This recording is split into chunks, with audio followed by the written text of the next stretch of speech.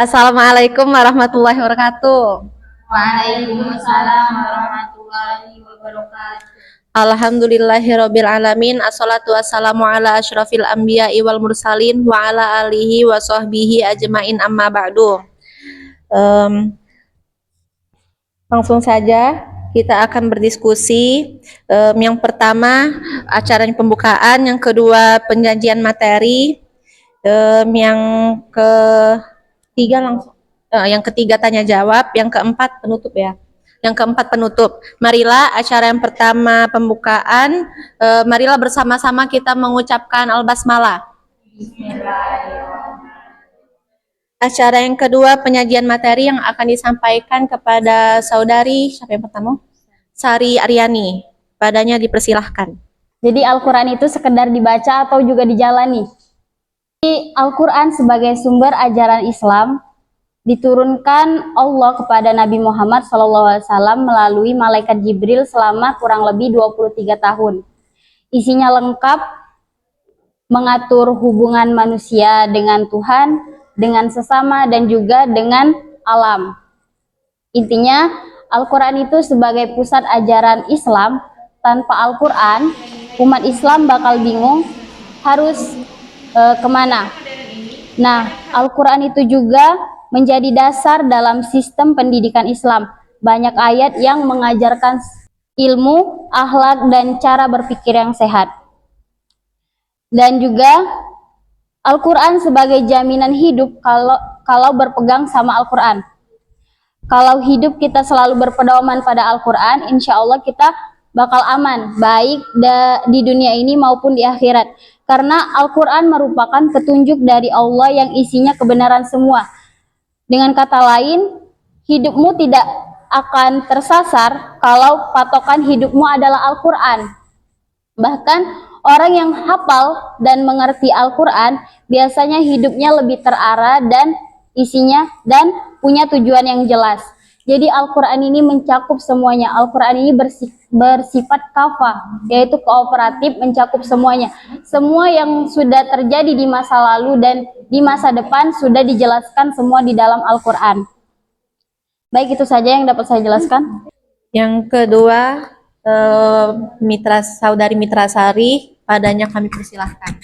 Baik, terima kasih kepada moderator. Selanjutnya saya akan menjelaskan poin C mengenai memahami dan mengamalkan Al-Quran dalam konteks kehidupan modern.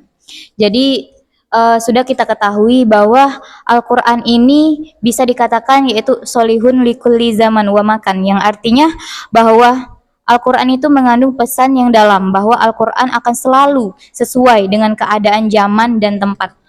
Ini adalah salah satu istimewanya Al-Quran dari kitab-kitab sebelumnya. Baiklah, kiranya tem tersebut dapat dijadikan acuan dan pegangan untuk kemudian kembali dengan utuh kepada Al-Quran, bukan saja dengan membacanya, tapi juga harus dilakukan lebih jauh lagi. Apakah itu tafsir kontemporer dengan pendekatan berbagai disiplin keilmuan, dan juga konteks dan kebutuhan saat ini.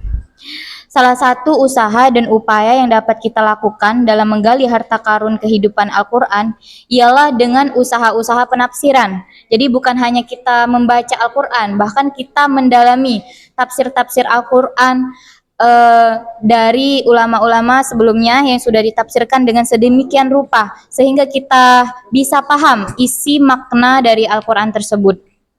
Sehingga ketika kita paham dengan isi makna Al-Quran, maka kita bisa mengamalkan nilai-nilai Al-Quran yang diharapkan Al-Quran untuk membantu kehidupan kita di zaman sekarang, bahkan untuk kehidupan dunia akhirat. Nah, maka kemudian geliat pemikiran para ulama setelahnya tentang masa yang kemudian dikenal dengan tafsir kontemporer, yang di dalamnya muncul banyak pembaharuan pemikiran Islam. Dalam pidato kebudayaannya, Abdul Muqsid Ghazali mengutarakan beberapa sebab yang melatari pentingnya pembaharuan pemikiran Islam. Nah, jadi kenapa sih pembaharuan pemikiran Islam itu penting? Ada sebabnya. Pertama, di tengah situasi zaman yang semakin kompleks, kita tidak cukup sekedar bersandar pada pikiran-pikiran keislaman lama yang sudah tidak relevan dengan konteks zaman. Sebab apa? yang dirumuskan ulama-ulama terdahulu yang mungkin berhasil memecahkan masalah di masa lalu tapi tidak berhasil memecahkan masalah di masa sekarang. Jadi pemikiran kita mengenai tafsir Al-Quran pun juga harus modern yang dihubungkan relevan dengan sekarang. Kemudian ada yang kedua, sababnya di tengah berbagai usaha mengkerdilkan Al-Quran, kita membutuhkan cara pandang baru terhadap Al-Quran. Jika sebagian memberikan tekanan terlampau kuat pada aspek hukum dalam Al-Quran, maka kita harus mendalaminya dengan pemahaman utuh tentang wawasan moral etik Al-Quran. Adapun langkah-langkah dalam usaha membangun kehidupan yang lebih baik saat ini dan ke depan membutuhkan peran umat yang menyadari utuh keberadaan dan potensi dirinya, menyadari dan memahami apa yang Tuhan berikan kepada kehidupannya, terutama menyadari peran Al-Quran sebagai petunjuk hidupnya. Adapun langkah-langkahnya, usaha yang kita dapat lakukan untuk memahami dan mengamalkan Al-Quran yaitu pertama, memahami Al-Quran dan sifat-sifatnya. Yang salah satunya bersifat sholih likulli zaman wa makan tadi, yaitu dia berrelevan dengan zaman dan tempat. Kemudian yang kedua yaitu memahami dan berinteraksi dengan kemodernan serta sifat dan cirinya agar makin menyelami makna kehidupan yang Al-Quran tawarkan di setiap masa dan tempat. Jadi walaupun kita belajar Al-Quran bukan berarti kita hanya semata-mata belajar hal yang masa lalu, tapi kita hubungkan ke hal-hal modern, entah itu berdasarkan teknologi dan sebagainya. Kemudian ketiga, Al-Quran dan manusia adalah sebuah konsep kehidupan yang utuh yang Tuhan berikan. Kemampuannya memahami ayat-ayatnya yang kauni dan qauli adalah prasyarat bagi kebercahayaan dan kehidupan hidup. Oke, selanjutnya mungkin akan disampaikan oleh teman saya. Saya kembalikan kepada moderator. Baiklah, terima kasih Saudari Mitra Sari. Pemateri selanjutnya yaitu Saudari Miranda. Kami persilahkan. Baik, saya akan melanjutkan materi yang terakhir, yaitu D. Tantangan yang dihadapi umat Islam dalam mengimplementasikan nilai-nilai Al-Quran di era globalisasi. Di zaman modern ini, banyak hal berubah dengan cepat. Umat Islam perlu tetap kuat dalam memegang ajaran Al-Quran, walaupun banyak godaan dan pengaruh dari luar.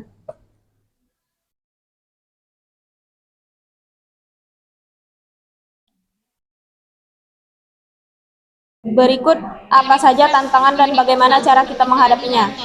Yang pertama yaitu perubahan sosial dan budaya. Masalahnya, banyak budaya dari luar negeri masuk ke kehidupan kita, seperti cara berpakaian, gaya hidup, atau tontonan yang tidak sesuai dengan ajaran Islam. Solusinya, yang pertama belajar agama Islam sejak kecil agar tahu mana yang benar dan salah. Yang kedua, gunakan media sosial untuk menyebarkan hal-hal baik tentang Islam. Yang ketiga, berteman dengan orang-orang yang juga ingin hidup sesuai ajaran Islam. Yang kedua, kemajuan teknologi dan internet. Yang menjadi masalahnya, sekarang kita bisa dapat informasi dari internet dengan mudah, tapi kadang ada juga informasi yang salah atau menyesatkan. Solusinya, yang pertama, gunakan internet untuk belajar Islam, seperti menonton ceramah atau membaca artikel yang bermanfaat. Yang kedua, buat konten Islam yang menarik dan menyenangkan. Yang ketiga, belajar cara memilih informasi yang benar dan tidak asal percaya. Yang ketiga, pengaruh cara berpikir Barat atau liberal dan sekuler. Masalahnya, beberapa anak muda mulai suka dengan gaya hidup bebas dan lupa dengan ajaran Islam. Solusinya, pelajari kisah kejayaan umat Islam supaya kita bangga menjadi Muslim. Yang kedua, gabungkan pelajaran agama dan ilmu pengetahuan agar seimbang. Solusi yang ketiga, ingat selalu pentingnya akhlak yang baik dan hati yang dekat kepada Allah. Yang keempat, pendidikan agama yang kurang menarik. Yang menjadi masalah, kadang pelajaran agama terasa membosankan, padahal sangat penting. Solusinya, yang pertama, gunakan cara belajar yang seru, seperti video permainan atau diskusi.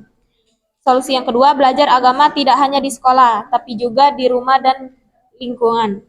Solusi yang ketiga, gabungkan pelajaran agama dan pelajaran umum agar tidak terpisah. Dan yang terakhir, kurangnya kesadaran menjalankan ajaran Islam atau syariah. Yang menjadi masalah, banyak orang yang malas beribadah atau tidak peduli dengan ajaran Islam. Solusinya, Yang pertama, ikut pengajian, mendengar ceramah atau belajar dari media yang baik. Solusi yang kedua, saling mengingatkan dalam kebaikan bersama teman dan keluarga. Dan solusi yang ketiga, jadikan rumah dan keluarga sebagai tempat umat belajar agama. Sekian. Baik, terima kasih kepada Saudari Miranda. Acara yang ketiga yaitu sesi tanya jawab. Dipersilahkan bagi audiens yang ingin bertanya agar mengangkat tangannya. Baik, saya dari kelompok 5 akan bertanya kepada kelompok 4. Pertanyaan saya, kan tadi dijelaskan bahwa Al-Quran itu sebagai pedoman bagi kehidupan kita, apalagi di era modern sekarang. Sekarang ini kan pada masyarakat kita, orang-orang itu nyokolakan anaknya itu bukan lagi pada sekolahan agama. Jadi jauh sekali dari Al-Quran itu sebagai pedoman. Bagaimana cara menyikapi fenomena yang ada pada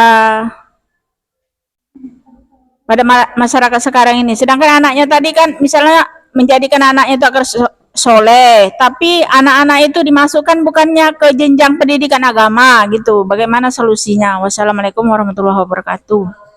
Terima kasih kepada moderator. Pertanyaan saya yaitu, dalam konteks masyarakat yang semakin global, bagaimana ajaran universal Al-Quran dapat bersosialisasi dan diterapkan untuk menciptakan harmoni bukan konflik? Diulangi, bagaimana ajaran universal Al-Quran dapat disosialisasikan dan diterapkan untuk menciptakan harmoni bukan konflik? Terima kasih. Pondok itu kan banyak nih Al-Quran yang sudah tak terpakai lagi. Jadi kadang Quran-Quran yang sudah dipakai lagi itu tuh dibakar kan, terus abunya udah tahu dia cak mana kan. Nah itu tuh cak mana, apakah boleh dibakar atau cak mana lah cak itu? Emang harus dibakarnya nanti cak mana? Udah ngerti juga aku. Iya, ngerti gak? Ya cak itulah pertanyaannya, cak mana kira-kira? Nah pertanyaannya itu, apakah boleh cak itu membakar Al-Quran tersebut atau itu mengatasinya itu cak mana cak itu? Nah Quran yang ada dipakai itu kan di pondok itu kan di pojok sana tuh banyak nih Al-Quran kan. Quran yang ada dipakai daripada dia terpeloyok cak itu kan. Nah cak mana kira-kira? Apakah emang boleh dibakar atau cak mana? Iya, sudah. Menyimpang dikit apa-apa kan? Ya, sudah. Baiklah, Saudari Sari Aryani akan menyampaikan jawaban pertanyaan dari Saudari Miranda. Baik, saya akan menjawab pertanyaan dari Saudari Miranda. Pertanyaannya tadi, dalam konteks masyarakat yang semakin global ini, bagaimana ajaran universal Al-Quran dapat disosialisasikan dan diterapkan agar menciptakan harmoni dan bukan konflik ya. Jadi teman-teman sekalian, kita semua tahu bahwa dunia sekarang semakin global, informasi menyebar dalam hitungan detik, perbedaan budaya, perdampingan dalam satu ruang digital, dan opini bisa datang dari siapa saja dan kapan saja. Di tengah kondisi seperti ini, ajaran universal dalam Al-Quran seperti keadilan, toleransi, dan kemanusiaan sebenarnya bukan hanya relevan, tetapi sangat dibutuhkan. Kenapa? Karena dunia global tanpa nilai akan mudah terjebak dalam ego, konflik, identitas, dan saling salah paham. Lalu bagaimana agar ajaran ini tidak sekedar menjadi wacana? Kita perlu menunjukkan Islam lewat keteladanan. Sosialisasi itu paling kuat bukan lewat ceramah panjang, tapi lewat aksi nyata. Jika kita bicara keadilan, maka umat Islam harus menunjukkan sikap adil dan harus mencerminkan itu, meskipun kepada orang yang berbeda keyakinan. Kalau kita bicara toleransi, maka jangan hanya menuntut dihargai, tetapi juga kita harus menghargai orang lain. Al-Quran menyebutkan, dan janganlah kebencian terhadap sesuatu kaum mendorongmu untuk berlaku tidak adil. Itu di dalam Quran surah Al-Maidah ayat 8. Boleh di searching nanti ya. Dan jalan yang kedua yaitu menggunakan media dan teknologi untuk dakwah dan damai. Dunia global ini terhubung lewat media sosial, maka nilai-nilai Al-Quran harus kita jaga dan perlu tampil dalam konten-konten yang kreatif dan inovatif, tidak menggurui tetapi menginspirasi. Misalnya konten yang memperlihatkan bagaimana Islam mengajarkan empati, menghargai, toleransi, menghargai tetangga yang beda agama atau teman yang beda agama, atau menyelesaikan konflik tanpa kekerasan. Dan yang terakhir yaitu pendidikan yang menanamkan nilai universal Islam, mulai dari madrasah hingga kampus. Nilai-nilai keadilan sosial itu harus dijaga, anti diskriminasi, anti bullying, dan kemanusiaan perlu ditanamkan dari sudut pandang Islam, sehingga mahasiswa tidak hanya tahu syariat tapi juga membawa wajah Islam yang rahmatan lil alamin, yaitu agama yang membawa kedamaian.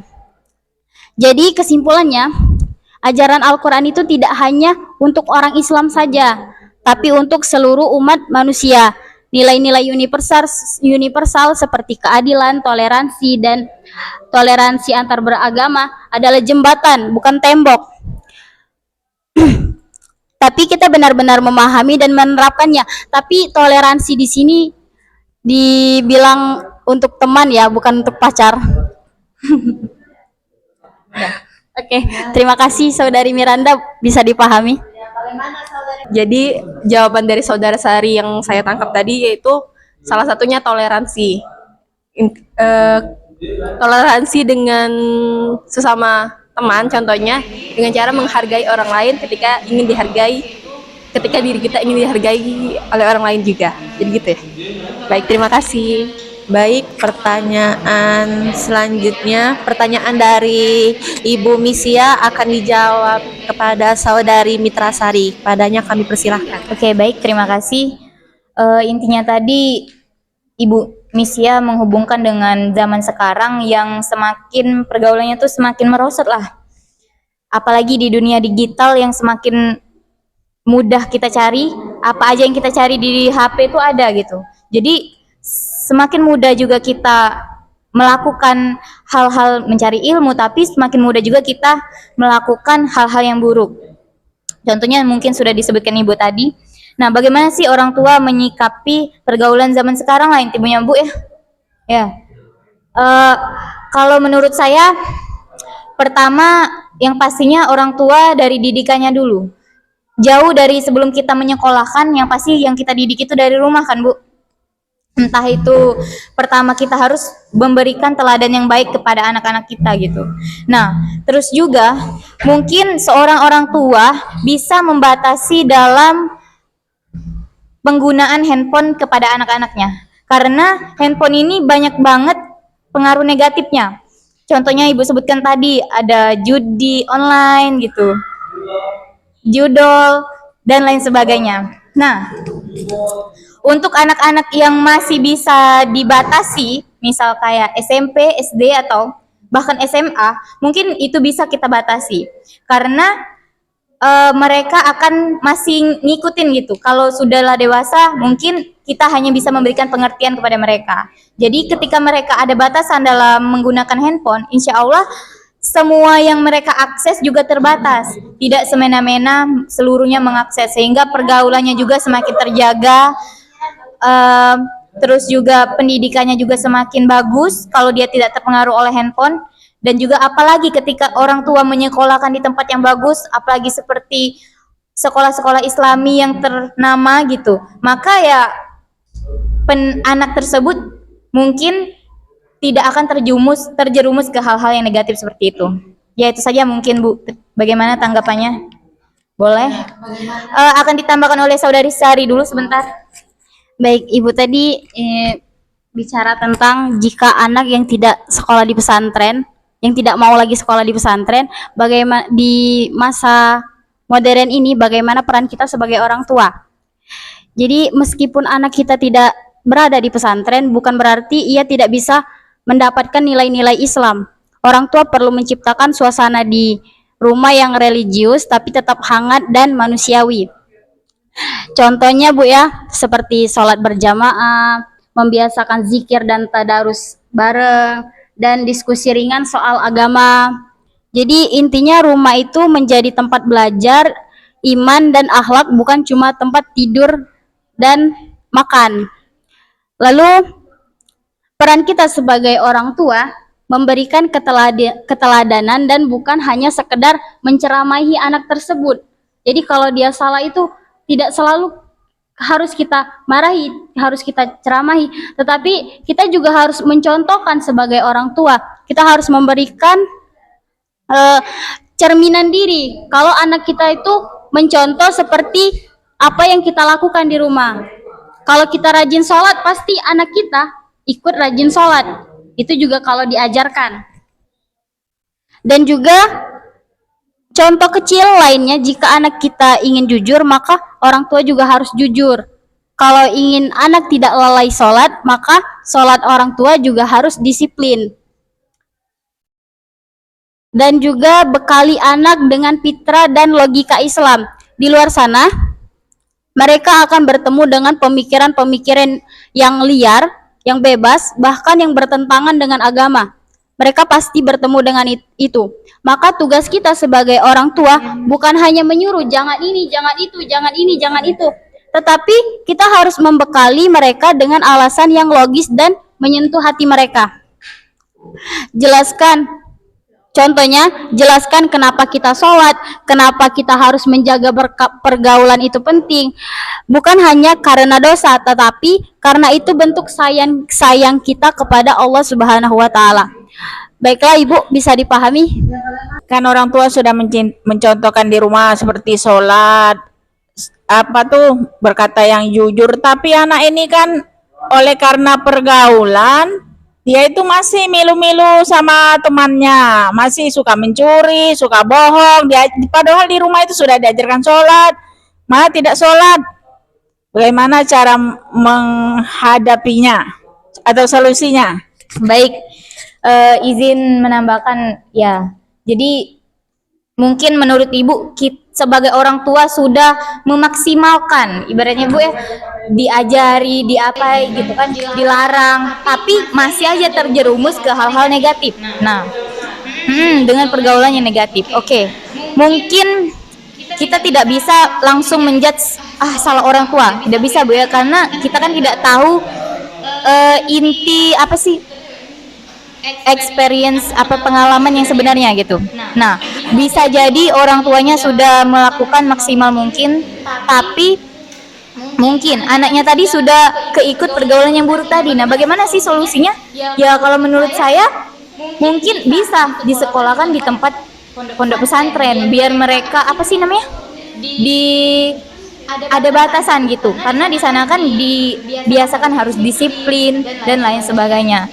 Terus juga mungkin mereka kadang orang-orang yang nakal itu kadang juga ada dasar yang melandasi mereka tuh nakal Bu biasanya. Jadi mungkin perlu mereka dibawa ke psikolog gitu, apa masalah dan penyebab mereka seperti itu, karena mereka yang seperti itu tuh pasti ada dasarnya. Ketika kita tahu ternyata dia nakal ini kadang kurang kasih sayang, berarti apa solusinya? Orang tuanya harus lebih memberikan kasih sayang gitu kepada anaknya. Ya mungkin itu sih Bu, selain kita sekolahkan, kita bawa ke psikolog lah dan lain sebagainya. Terima kasih. Yang terakhir ya, pertanyaan dari saudari Nanda Karlina. Pertanyaannya, apakah boleh Al-Quran dibakar jika sudah rusak?